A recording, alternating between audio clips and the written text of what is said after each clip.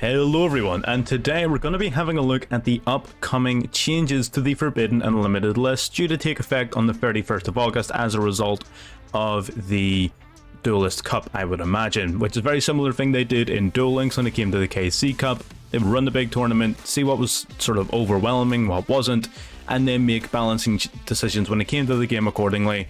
That does bode well for the future of the game. That means we could be seeing these types of changes more often, and I'm sure we can all agree we do need updates to the Forbidden Limited list a little bit more often than we have been getting them. So it is a very good thing to see that it might sort of bleed into the future as well. We're going to talk about the cards that are being hit, whether it be good or bad for the game, and we'll be having a look at each of them. So getting into the the Forbidden cards first, you can see quite a list of them here.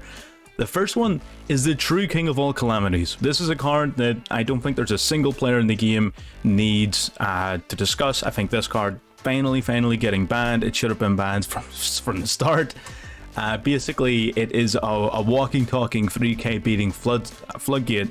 During either player's turn, you declare an attribute. Any monsters on the field become that attribute, and any monsters of that attribute cannot activate their effects or declare an attack. So that also means that if there's monsters in your hand that match the attribute that you've chosen on the field, that means that the monsters in the hand also can't activate their effects. So really powerful, very difficult for a lot of decks to get rid of.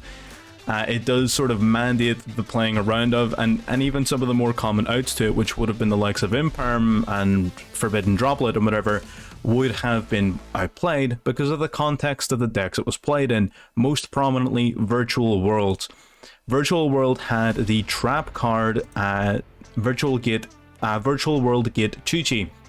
So what would happen is you would try to use your Imperm to negate the True King of all Calamities. You would activate your Imperm target or do whatever you were doing, and the Chuchi would chain and destroy the True King of all Calamities before you could negate it. And this also sort of helped to play around Forbidden Droplet, not as well because it doesn't target. But it means that your True King of all Calamities wasn't face up on the field upon resolution to inevitably be negated. So Chuchi was a big part as well as to why the True King of all Calamities was so oppressive. It is played in other decks, granted, but you know what, the highest ever percentage of play is in Infernoble Knights, where it only sees 44% play. I suppose Earth Machine actually 79%. Earth Machine you don't really see a lot in the metagame, so it's not all that relevant, but in Virtual Worlds, definitely a big hit to Virtual Worlds. Card number 2, Imperial Order. I'm actually going to lump Imperial Orders and Vanity's Emptiness. Both of these cards are getting banned. I'm going to lump them into one entry here. Just floodgates. They're taking the hint. True King of all Calamities, Imperial Order, Vanity's Emptiness, all of these floodgate cards to just change the game state, stop your opponent from playing anything. Like this knocks all players out of special summoning monsters. This locks out all spell cards. True King of all Calamities negates all face up monsters and sometimes monsters in the hand. It's completely oppressive. There's no counterplay. Well, there is counterplay, but not a lot of counterplay, and the counterplay required to out these cards often clashes with what most of the actual good decks in the game want to be doing. So you have to objectively make your deck weaker in order to compete with these types of cards, at least on a somewhat regular basis. A lot of top tier decks do have outs to them. You know, you have the Chuchi with Virtual Worlds, you have Vishuda with a lot of the adventure cards. But again, it still doesn't mean that these sort of cards should be in the game. So I'm glad to see these guys are getting banished. They're forbidden, which is really good to see. Moving on to number 4, Destiny Heroes Celestial. They're also, I'll throw this one in alongside Fusion Destiny. They're bringing Fusion Destiny down to 1, and they're banning Destiny Heroes Celestial. So this is going to negatively impact any and every deck that uses the DPE engine. Dasher is still a solid option, so I think people are still going to use Dasher, but the Celestial really does... I mean, it makes total sense. So they don't want to stop people from using the Destiny Fusion. They don't want to stop people using DPE. But what they have done is they've weakened the additional benefits you gain from it, being the draw to from the Celestial, being the consistency of having multiple attempts to go into it, with the Fusion Destiny being brought down to 1. So it is a big hit to any deck that plays that engine. Is it going to mean this engine is played less? Probably not. It's still completely and totally viable. It is going to be somewhat less powerful, and once you negate it once, you don't need to worry about it happening again. So a good hit. I would have preferred potentially another hit that we're going to talk about towards the end. But it is at least something moving in the right direction in sort of lowering the centralization of primary engines in the metagame. So this card was used in pretty much everything. Yeah, really solid hits there. Let's move on to number 75. Now this is a very odd one. So this one is basically, it's used by decks to give additional Exceed materials to other cards. Now, the initial card you'd think of is, of course, Rongo. So this card was used alongside Rongo. You would be able to give your Rongo an additional 3 materials. You can see 60% of Phantom Knight players are playing it, 100% of 6 Samurai. You've got some Evil Eyes, you've got some Phantom Knights. Phantom Knights love this card because it makes their Rongo significantly more powerful. Are they still playing Rongo? Yeah, here it is here. So Rongo basically gains different effects based upon how many materials it has. If you can give it 5 materials, the 2 from its summon and then 3 more from the Gossip, you can nuke your opponent's board. Your opponent can't normal or special summon. It's completely unaffected by card effects. It becomes 3k attack and defense, and it can't be destroyed by battle. Now, that does not, to me, sound like a very fair card or a very fun time. So what they've done is, instead of banning Rongo, I guess they're banning this guy. Now, this would have made sense if the True King was still in the game. I don't know what card they're now worried about this guy supplementing. Maybe Zeus? But that seems, you know, a little bit... Yeah, a little bit of a confusing one. It would have made sense. This is almost entirely directed at Rongo, as far as I can see. I haven't seen any other deck take at least very good advantage of this card. So maybe it is just an attempt to weaken Rongo without taking it out of the game. Why you wouldn't just take it out of the game is beyond me, but maybe there's more to this that I don't know. So again, if you know additional reasons as to why this may be getting banned, let me know down below. But apart from that, it seems just like an indirect nerf to Rongo. Moving into what's being limited now, so those are all the forbidden cards. Now we're going to talk about the limits, and the first and biggest is Crossout Designator. This is an extremely interesting one. Because you would look and think by the reduction in the number of floodgates that they're trying to make the game a little bit more interactive, and Crossout Designator both allows and disallows that interaction. So hand traps are of course a huge part of the game, and Crossout Designator was a key card in many decks in order to stop you from getting consistently hit with the with hand traps in particular. It also helps in a lot of mirror matches if you're playing a more popular deck and you expect to go against your deck an awful lot. Crossout Designator also helps with that. So it is a very, very strong card. Most decks were playing it at least a few copies. You've got Adventure Prank Kids, 46% of people playing it at 2, Adventure Tenyi 50% at 2, Live Twin 62% playing it at 3. So you were seeing Crossout Designator. I expected to see it higher in Flow and the Rees, I'll be honest. But you're seeing quite a lot of play for this card, and it makes total sense. Nobody wants to have their plays interrupted. But by that same token, it is, while it is a part of direct sort of interaction with your opponent, at the same time, it does, in theory, stifle the interaction you would have, because your opponent then loses the ability to hand trap you, which, you know, obviously is great for you, but it sort of sucks for them. Now they lose their ability to interact with you. So I sort of get it. I think maybe putting it to 1 was a bit strong. We're going to have to see, because this is going to be a huge change to a lot of decks and whether or not they can play free hand traps. So we're going to have to see how this impacts metagame, but it's going to be big. It's going to be very big.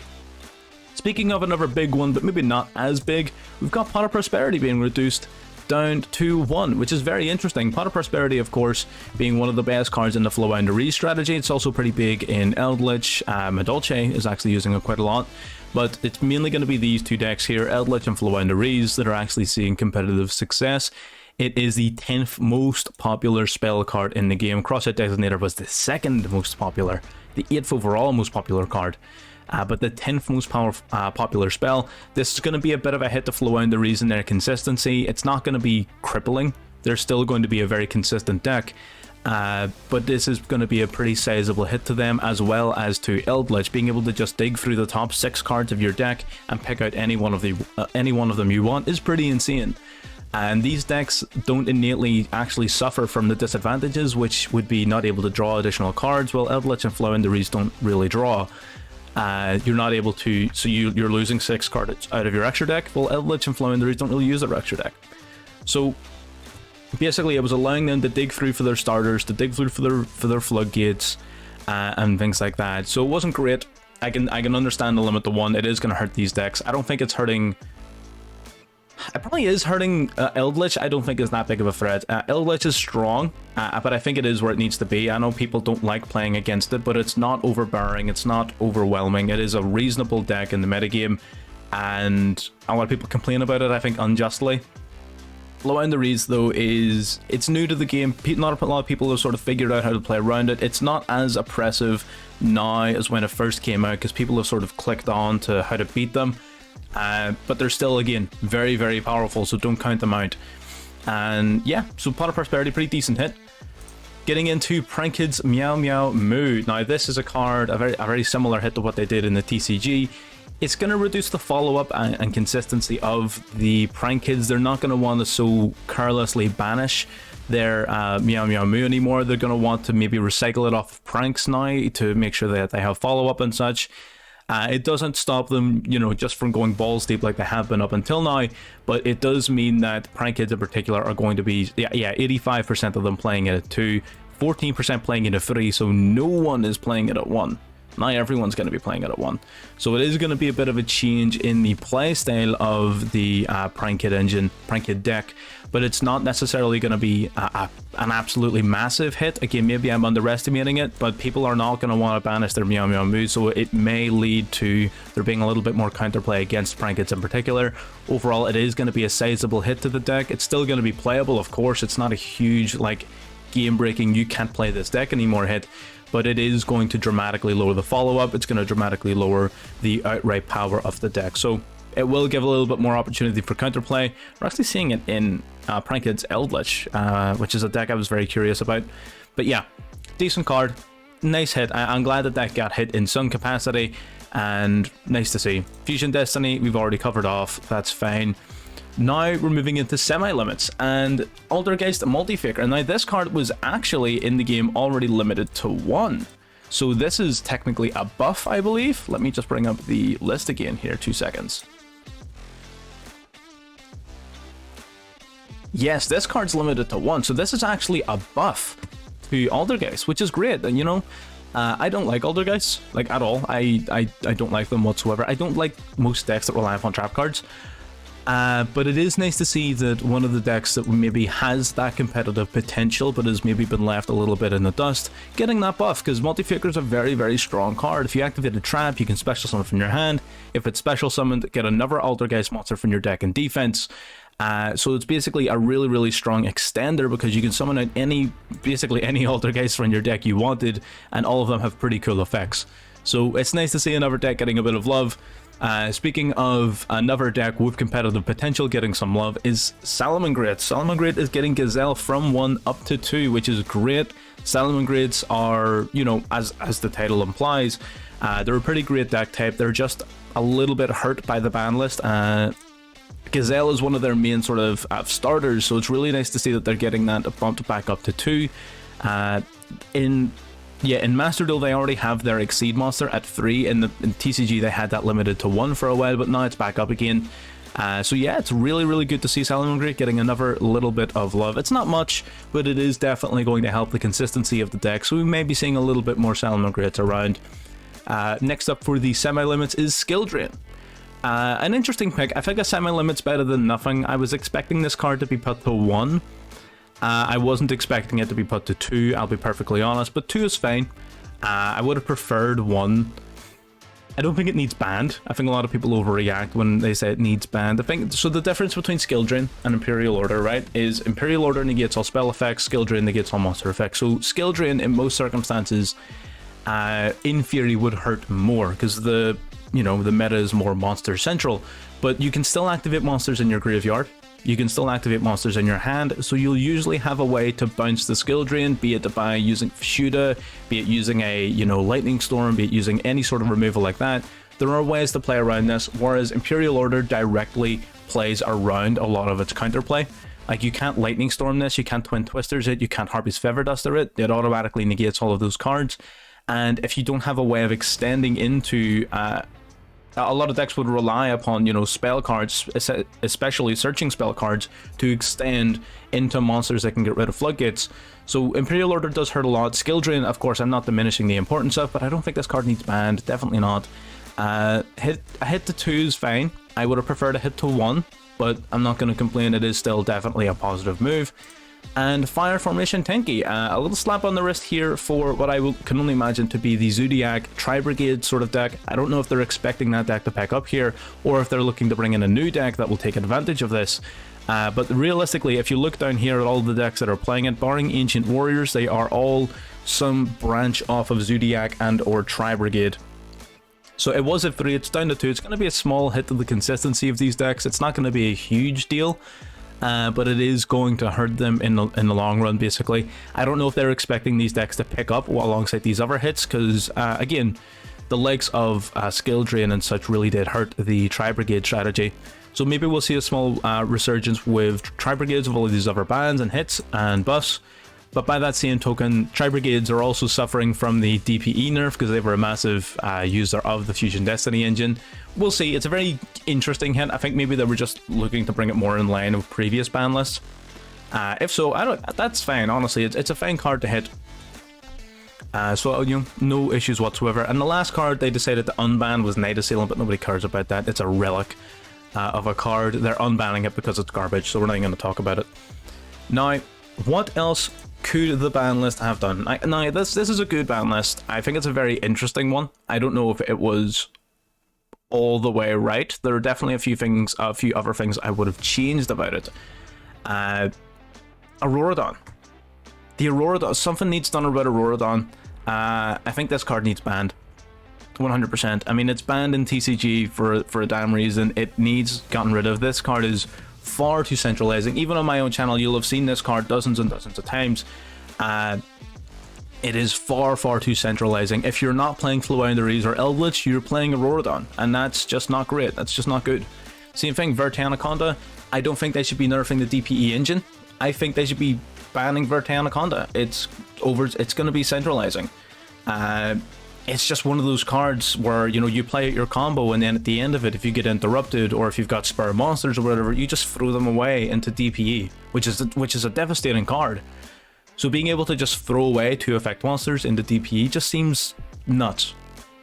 So I feel like instead of nerfing the engine and hurting heroes, because heroes are going to suffer now because of this, and heroes are not a good enough deck to be suffering because of this, instead of just banning Vertanaconda by weakening that, you're weakening the decks that actually would properly play the Fusion Destiny engine, while, I mean, you're not even necessarily really hurting all of these other decks. They're just going to pick a different Destiny hero. Yes, they're not going to have as much follow-up, but it's not going to make much of a difference. But yeah, I mean, they could also technically hit Halg. I don't think Halg's the problem. Auroradon is definitely the problem. Halg is strong, but I think we should be getting rid of this guy first. Other than that, I don't think there's very many other cards I would have wanted them to hit, at least not that I can think of here off the bat. I think that's pretty good. Maybe stuff like Artifact Scythe, I would be saying to ban stuff like Artifact Scythe, but it hasn't been seeing a lot of play. Maybe it'll see more play after this, who knows. But things like that haven't really been popping up very much. So yeah, honestly, the only big thing I think they missed out on was definitely the Auroradon. I think the Auroradon should have gone. I think Anaconda takes a close second to the Auroradon. I think those 2 cards in particular should be gone. Let's look up the Auroradon's usage statistics here.